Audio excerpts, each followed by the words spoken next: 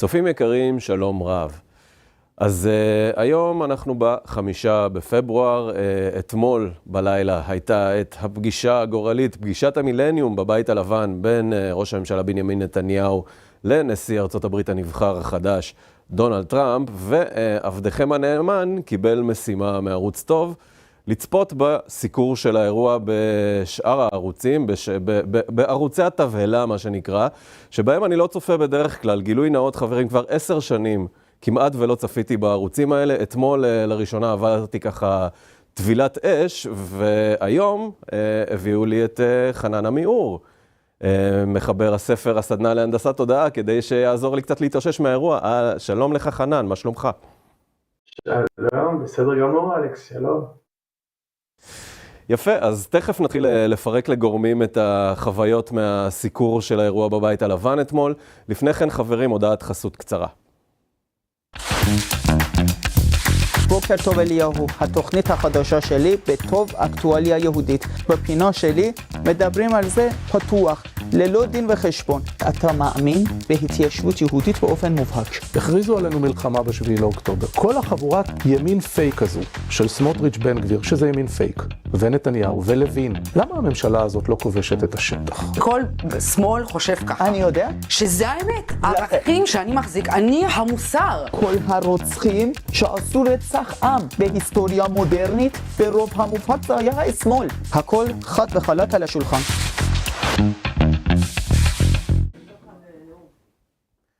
כן חברים, אז תרשו לי לצטט לכם את אילון מאסק, שאמר, התקשורת זה אתם. ואילון מאסק מתכוון גם אליכם, כי ערוץ טוב הוא ערוץ תקשורת עצמאי לחלוטין, הוא לא נסמך על שום גופים או תאגידים או רשויות שמכתיבות לנו מה לומר. אנחנו נתמכים חברים רק על ידיכם, ומתחת לנגן תוכלו למצוא מגוון אפשרויות לתמוך בנו. כמובן שאתם גם מוזמנים ללחוץ על הלייק ולשתף את השידור אם הוא מוצא חן בעיניכם, ולעשות מנוי לערוץ שלנו אם אתם עדיין לא מנויים עליו. שוב שלום לחנן עמיאור, הוא מחבר הספר הסדנה להנדסת תודעה שנמצא איתנו. אז שנינו צפינו אתמול בשידורי הערוצים השונים, ראינו את הסיקור של הפגישה של מסיבת העיתונאים, חזרנו עם כל מיני חוויות, כל מיני תובנות, ככה בהתרשמות ראשונית. חנן, מה יש לך לספר לנו? שאני אמרתי, לפני השידור שאלת אותי איך הייתי מגדיר את זה, אז אני חשבתי על טעם חמוץ מתוק. כי הרי אי אפשר להתעלם מהמתיקות של מה שקרה אתמול בערב, כן? זה היה ערב גדול לציונות, וממש בלי להפריז בכלל בתיאור, פשוט ערב גדול לציונות. אנחנו בעצם מקבלים פה אישור ממנהיג העולם החופשי, ממנהיג המערב, שיש לנו זכות מלאה על הארץ, ויש לנו זכות מלאה להגן על עצמנו בארץ. והכי חשוב זה שלא נגזר עלינו גורל של להתכתש עם הערבים עוד 100 שנה. 100 שנה אנחנו מתכתשים איתם. אם אנחנו מגיעים למסקנה, כל העולם רואה שאם לא יעשה פה מהלך דרסטי, אז אנחנו נלך איתם להתכתשות של עוד 100 שנה. אז בא נשיא ארצות הברית, אני לא חושב אני לא זוכר בכל ימי חלדי, לא יודע, אולי רייגן, מנהיג כל כך חזק שייצג את המערב, ומודיע לא. אנחנו נחזור לפתרון הישן והטוב של לפני 70 ו-80 ו-90 שנה בכל רחבי העולם, שלפיו סכסוכים מהסוג הזה, טריטוריאליים, אתניים, לאומיים, אנחנו פותרים בהפרדה של אוכלוסייה, והצד שהפסיד פשוט מתפנה, ודבר כזה הציונות לא זכתה לו עד אתמול בערב, ואתמול בערב היא זכתה לו בצורה הברורה ביותר והמנומקת ביותר, על ידי לא פחות ולא יותר מאשר, כמו שאמרתי, מנהיג המערב. אז זה, מהמתיקות של זה, אי אפשר להתעלם. איך בכל זאת הגענו למצב שראינו כל כך הרבה ביטויי חמיצות, כן? זה לא היה רק טעם מתוק, זה היה טעם חמוץ מתוק, וגם אם זה מעניין אותך, אני גם אספתי לי פה כמה דוגמאות, כן? לתת ככה על קצה המזלג, זה כל מיני התבטאויות של בחירי עיתונאינו. אני אשמח לגמרי, אני גם אחד. אז בוא באמת, זה כיף, זה כיף להגיד את זה, אבל אחר כך גם נחשוב יחד, מה עומד מאחורי הדפקטיביות הזאת? פשוט אנשים דפוקים זה מה שהם חושבים בכזה ערב. ארד ניר אומר לנו, טראמפ מדבר הרבה ולא בטוח אם מבין בכלל את המורכבות. יסמין לוי כותבת בהארץ שראש הממשלה היה נראה בעיקר סובל ומיוסר בדבר הזה שנקרא מסיבת עיתונאים, כן? אתה שואל את עצמך אם אנחנו ראינו את אותו מחזה. רוגל אלפר, אתה זוכר את המשל שלו עם השולחן והעט, לגבי כמה שישראל קטנה כן, בהחלט. התיכון, כן? שהוא אמר, יש בה כוחות אינטלקטואליים מאוד חזקים, שכשאתה חושב איך הם הצליחו להקים את המדינה נגד כל זה, אתה מבין שיש שם כוח אינטלקטואלי חזק. דווקא, אז מה הוא כותב בבוקר בהארץ? שטראמפ אומר שישראל קטנה, הוא לא רק אמפתי, אלא גם מזלזל בה ובז לה, כן? איך? ואפשר להמשיך, הנשיא הפנטזיונר וראש ממשלת החורבן, הצהרת טראמפ היא חגיגה שיצאה משליטה, ועוד כהנה וכהנה. אתה באמת חייב לשאול את עצמך, איך זה יכול להיות? מאיפה זה מגיע, החמיצות הזאת והטירוף הזה? ואני חששתי על כמה אפשרויות, כמה רעיונות, מה מביא אותם לזה. קודם כל, זה ברור, זה פשוט ממוטט את הפרדיגמה של כל התשלובת הזאת, של שמאל ותרבות ואקדמיה, וכמובן תקשורת, לאורך, אני חושב, 50 שנה האחרונות. זה פשוט מנפץ אותה. כל מה שהם טענו שהוא בלתי אפשרי, בלתי מוסרי, בלתי ישים, וגם בלתי נחוץ, פתאום קורה. ולא רק שהוא קורה, הוא בגלל שהעם בריא, והציבור נבון, אגב, בניגוד למה שחושבת עליו התקשורת, אז העם מגיב לזה בגיל ושמחה ונחת רווחה, שחיכתה עשרות שנים. זה אחד. שניים, כמובן, אין מה לעשות, זה הישג של נתניהו, השטן הגדול, כן? וגם זה הישג של טראמפ, שהם ניסו להרגיל אותנו לבוז לו, שטענו שהוא קפריזי, שהוא אנטישמי, כל מיני קשקושים, שאי אפשר לסמוך עליו, שהוא נגד ישראל, שהרבה יותר טוב לנו שקמאלה האריס תנצח. יש עם זה עוד בעיה עם מה שקרה אתמול בערב, שגרמה לכל החמיצות הזאת, והיא שזה פגיעה קשה בטענה נגד נתניהו שהוא אשם בכל מה שקרה. זאת אומרת, אני מתכוון לאסון שקרה לנו ב7 באוקטובר, שגם ראינו את זה עכשיו עם הראיונות של יואב גלנט, בדיוק הוא מוציא אותם על הפגישה, כמובן לאותם מקומות, ידיעות אחרונות, ערוץ 2, נתניהו אשם, עסקת החטופים, גם כן שקרים, לא ניכנס לזה אלא אם כן אתה רוצה בהמשך, אבל אי אפשר לשאת את העובדה שעולה מתוך מה שקרה אתמול, והיא שנתניהו הצליח ממלטעות התבוסה לחלץ ניצחון שלא היה לנו כמותו מאז מלחמת העצמאות, בלי הגזמה, כל מי שקצת מבין היסטוריה יודע את זה. והדבר האחרון, שגם הוא ליווה אותנו כמו איזה ניג'וז לאורך כל המלחמה, זה כל העניין של השאלה ליום שאחרי. הרי הם כל הזמן אמרו, מה עם היום שאחרי? מה עם היום שאחרי? ואנחנו ידענו שהתוכניות שלנו ליום שאחרי הן תוכניות מרחיקות לכת. לא, אני חייב להודות שאני באופן אישי לא האמנתי שעד כדי כך תרחק לכת. אבל אנחנו ידענו שהפתרון שלנו ליום שאחרי הוא פתרון מהאזורים האלה שפשוט אנחנו לא יכולים לדבר עליו עכשיו. הם כל הזמן הציקו, מה עם היום שאחרי? תכירו בזה שחמאס יחזור לפחות חלקית, או מפורז. פשוט, מי שישמע איזה הבדל יש בין הרשות לבין זה. אבל את האמת לא יכולנו להגיד. והנה מתבררת אסטרטגיה של היום שאחרי. הם כל הזמן טענו שאין אסטרטגיה, אבל ועוד איך הייתה אסטרטגיה? והיא נבנתה במשך זמן רב. זה לא שאתמול הוא שלף את זה בהיסח דעת ברגע. כולם מבינים שזה דבר שעמלו עליו זמן רב, עוד מלפני הבחירות, עוד כשהוא היה רק מועמד. אז מהסיבות האלה, אנחנו ראינו את המופעים האלה שציטטנו חלק מהם לפני רגע. לפחות זו דעתי. אני לגמרי מתחבר לסיבות שאתה העלית. מה שעמד אתמול על הפרק בנוסף לגורל מדינת ישראל, וגם כמו שהזכרת את הפרדיגמה של השמאל חטפה אתמול נשיקת מוות, אז גם, יש גם קריירות על הפרק, זה העניין פה. סליחה, לא שמעתי? סתירת מוות יותר מנשיקת מוות. כן. קריירות של מי? של כל מיני מקצועני שלום? בדיוק, קריירות של המון אנשים שכל פרנסתם וכל הווייתם נובעת מפרדיגמת שתי מדינות לשני עמים. וזה באמת היה מדהים אתמול לראות באולפן של N12 אותי מבחינתי, זה הכי הימם, לראות דיון נוקב באולפן בהמתנה למדינת ישראל, העיתונאים, למה התוכנית של טראמפ היא בעצם אסון לכל העולם.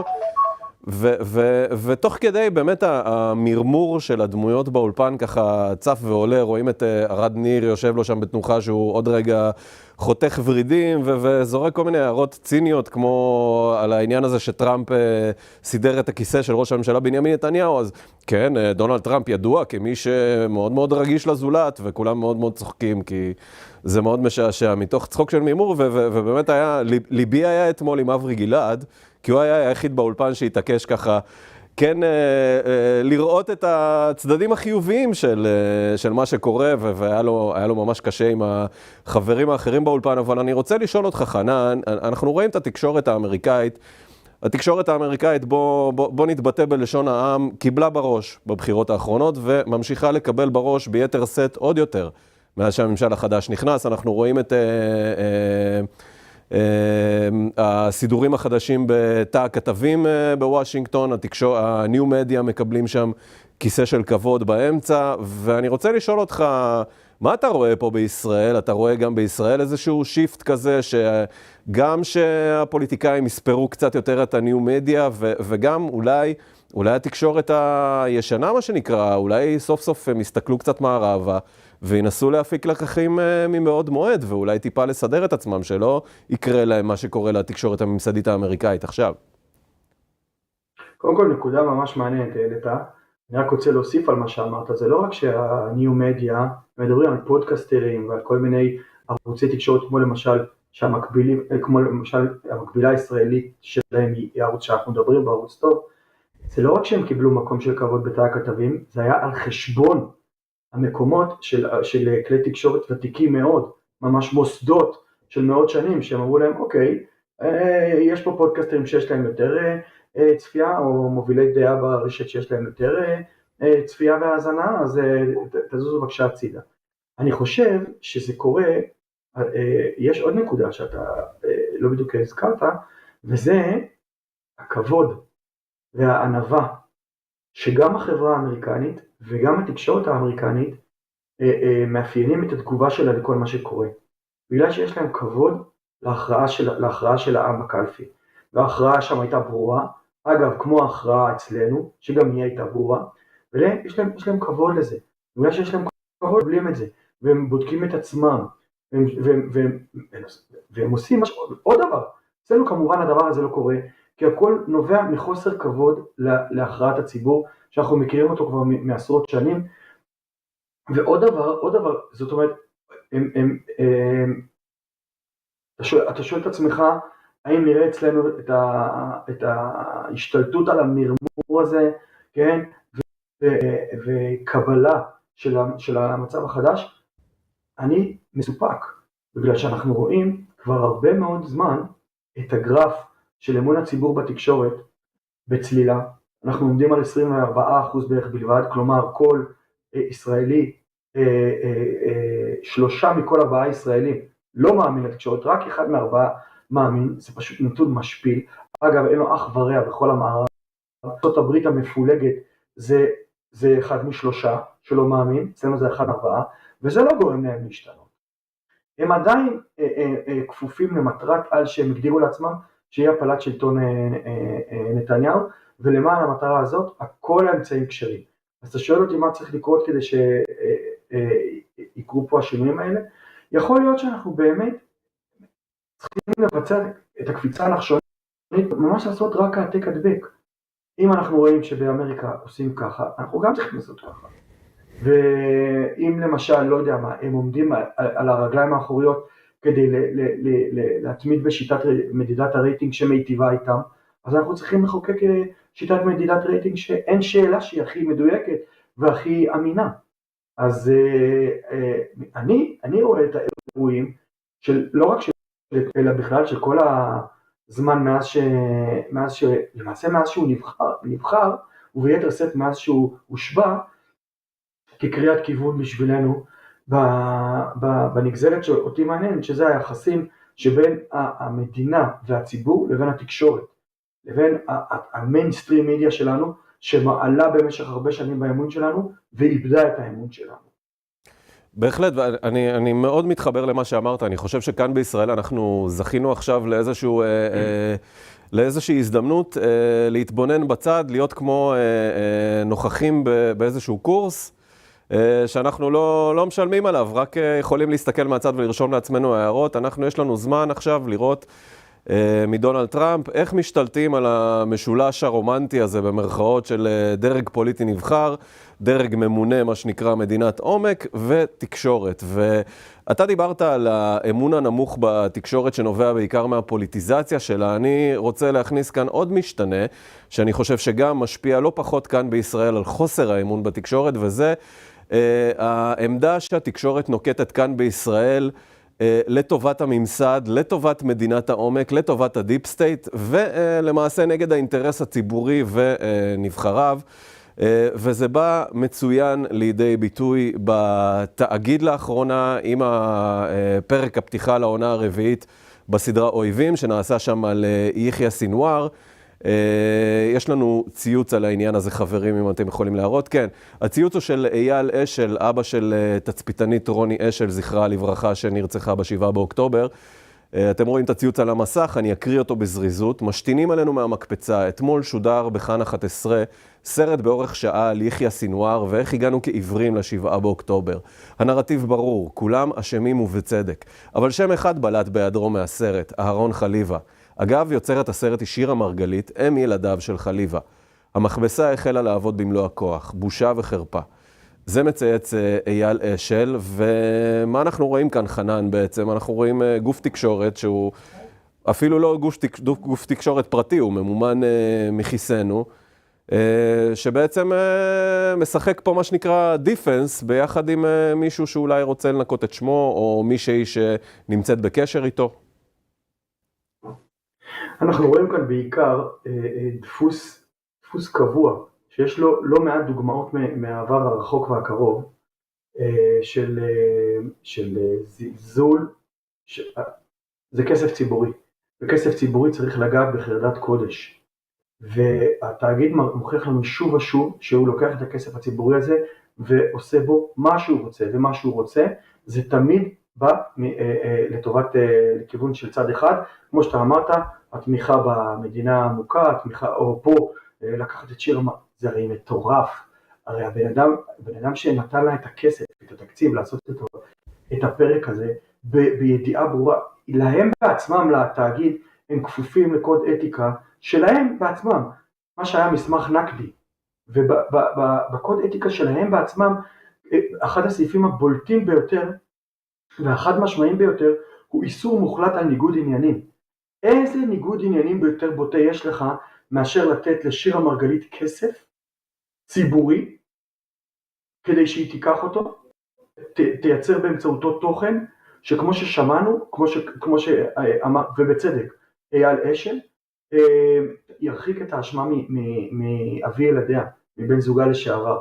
איזה ניגוד עניינים יותר בוטה מזה יכול להיות, ובכל זאת הם עושים את זה ככה, בקלות, בלי בעיה, על אף שמדובר בכסף ציבורי. גם אם זה היה קורה בכלי תקשורת פרטי, מתקציב פרטי, עדיין הכלל האתיקה של ניגוד עניינים היה חל על זה. אבל כשזה קורה עם כסף ציבורי, עוד פעם אני אומר, זאת לא פעם יחידה שאנחנו רואים שלוקחים כסף ציבורי, תסתכל על מחלקת החדשות והאקטואליה של התאגיד. אי אפשר הרי למצוא שם, נכון, יש להם את איילה חסון, ונכון, יש להם גם את קלמן ליבסקינד, שני מגישים בכירים. עכשיו תגיד לי, מתוך לא יודע מה עוד 20, 30 מגישים בכירים, שלא לדבר על המפיקים והעורכים, כן? ששם אין אפילו את השניים הללו לרפואה. ששם הנרטיב באמת נקבע. תראה לי אנשים שהצביעו לקואליציה, כולם תומכי אופוזיציה.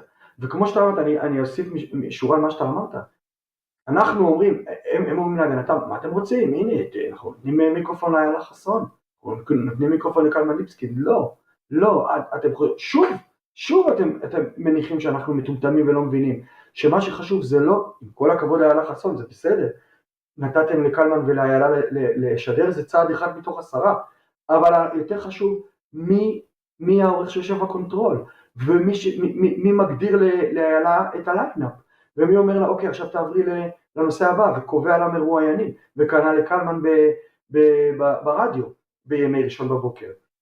סליחה, כל יום בבוקר. אז שמה הם כמובן לא מקיימים את זה, ואת המחויבות הזאת, והמקום הוא על טהרת אנשים שעוינים את הקואליציה, את הממשלה. ועוד פעם אני מזכיר, הכל מכסף ציבורי. עכשיו, יש בישראל השבט הפוליטי החזק ביותר, לפי כל הסקרים, זה מצביעי הליכוד. אמת? אתה יודע מה? אולי איילה חסון. אחת מתוך כמה עשרות שאפשר להניח שהיא מייצגת את השבט הזה. כן, טכניקת עלי התאנה. אני אוסיף עכשיו פרמטר אחרון לדיון הזה, הפרמטר הנרקסיסטי, אגוטיסטי, אני אקרא לו. אני אתן לך ככה על קצה המזלג, חוויה שלי מאתמול מצפייה בכאן 11, דיברנו על התאגיד, דיון של רבע שעה, דיון נוקב בפאנל של רבע שעה, גם ביחד עם הכתבים, בזמן ההמתנה למסיבת העיתונאים. מה נושא הדיון? הם לא מבינים למה ראש הממשלה שלנו לא עונה לשאלות של כתבים, כמו שדונלד טראמפ עונה לשאלות של כתבים. הם לא מבינים למה ראש הממשלה לא אוהב לענות לשאלות של כתבים מהתקשורת הישראלית. מי מוביל את הדיון הזה מכל האנשים בכאן 11? מיכאל שמש בכבודו ובעצמו. עכשיו אני מסתכל מול הדבר הזה ואני שואל את עצמי, יש מישהו שמעוניין אולי להסביר למיכאל שמש למה ראש הממשלה לא כל כך אוהב לענות על שאלות של כתבים ישראלים? אולי מישהו יכול להביא למיכאל שמש מראה לפאנל, שיסתכל על עצמו קצת? אבל לא, אין דבר כזה, ומה שהשיחה הזאת, מה שהדיון הזה מראה לי, הוא מראה לי שהאנשים האלה הרבה פעמים הרבה יותר עסוקים באגו של עצמם מאשר בחדשות. חזקה על מיכאל שמש, שאם הוא היה מקבל את ההזדמנות לשאול את ראש הממשלה שאלה או שתיים שם בבית הלבן, הוא היה שואל אותו שאלות בסגנון, לא יודע מה, מי מימן את התסרוקת של שרה וכמה עלה לנו הביפר המוזב שנתת לו ועוד כיוצא באלה.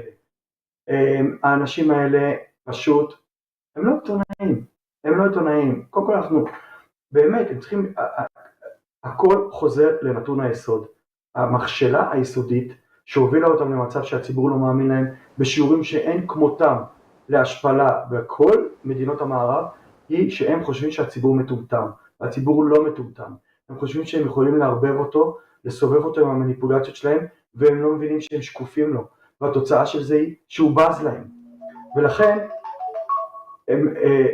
הוא צריך להיות, זאת תהיה איוולת מצד נתניהו, הוא ניסה בעבר הרבה, לתת להם את ההזדמנות לשאול אותו שאלות, בגלל שאנחנו יודעים מפעם אחר פעם על איזה זוטות ושטויות ורכילויות הם מבזבזים את ההזדמנות, וכל זה למה? כי הם ישאלו אותו על נושא המהות, אז עוד פעם מתברר שכל תפיסת העולם, כל מה שדיברנו על הפרדיגמה שלהם, הולכת ומתנפצת לעיני כולם. לחלוטין, ולפני שנסיים רק נזכיר ששירה מרגלית שהפיקה את הסרט על סינואר ומקושרת לארון חליבה שלא הוזכר בסרט, היא היום זוגתו של אילן שילוח, תאגיד מכאן, ואנחנו לא נתפלא אם מתישהו נראה בתאגיד איזשהו פרק של איזושהי סדרה על למה החוק החדש המתוכנן לחלוקת תמלוגי הרייטינג הוא אסון שלא נודע כדוגמתו במדינת היהודים. אני בטוח שיהיה איזשהו תעודה כזאת, איזשהו פרק כזה. חנן עמיור, תודה רבה. גיא רולניק. מה? גיא רולניק, כן, זהו, גיא רולניק הוא אלוף בדברים האלה. 500,000 שקל על חשבוננו, כבר מחכים לו. 600,000. כן, 600, סליחה, הייתי עדין. חנן עמיור, תודה רבה לך שהצטרפת אלינו, תענוג כתמיד. תודה. ותודה רבה לכם חברים שצפיתם בנו והאזנתם לנו. אם יש לכם מה לומר על התכנים שעלו כאן, אתם מוזמנים יותר מכל להגיב לנו ולעשות לייק לסרטון ולשתף אותו, ומנוי לערוץ ולתמוך בנו במגוון אפשרויות שנמצאות מתחת לנגן. היו שלום ולהתראות. בוקר טוב אליהו, התוכנית החדשה שלי בטוב אקטואליה יהודית. בפינה שלי מדברים על זה פתוח, ללא דין וחשבון. אתה מאמין בהתיישבות יהודית באופן מובהק? הכריזו עלינו מלחמה ב7 לאוקטובר. כל החבורת ימין פייק הזו, של סמוטריץ' בן גביר, שזה ימין פייק, ונתניהו ולוין, למה הממשלה הזאת לא כובשת את השטח? כל שמאל חושב ככה. אני יודע. שזה האמת. הערכים שאני מחזיק, אני המוסר. כל הרוצחים שעשו רצח עם בהיסטוריה מודרנית, ברוב המובהק זה היה השמאל. הכל חד וחלק על השולחן.